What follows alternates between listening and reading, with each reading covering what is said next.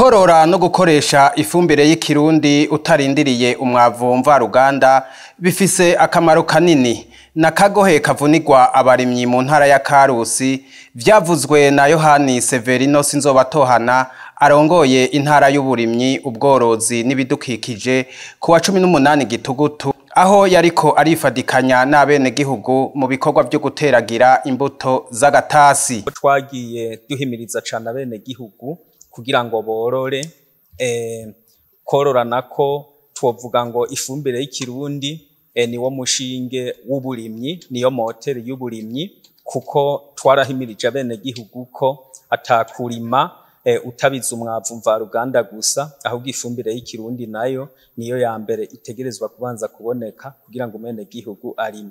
Ico rero naco gica giherekezwa na wa mugambi w'igihugu ujanye no kororera mu nzu kugira ngo ifumbire iboneke igwiriye, ko navyo twasanze bifise akamaro gahambaye.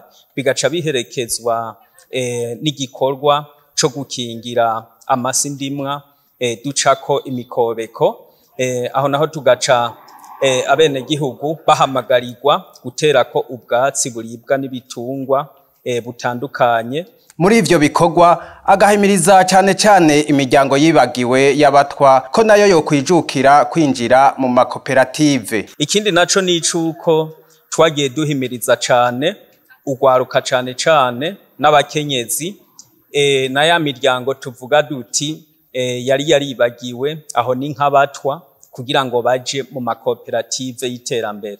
Aha twohera kubamenyesha nka koperative urunani payeje, uyu munsi tubona ko bari ku kivi babifashijwemwo na leta, kuko nkino muri Karusi turafise amakoperative ashika 80 ari ku kivi. Aho mwomenya ko mu migambi bafise harimwo kurima mu gihe cici, ibitegwa bivomerwa kuko ngo bikura abene gihugu mu bunebwe.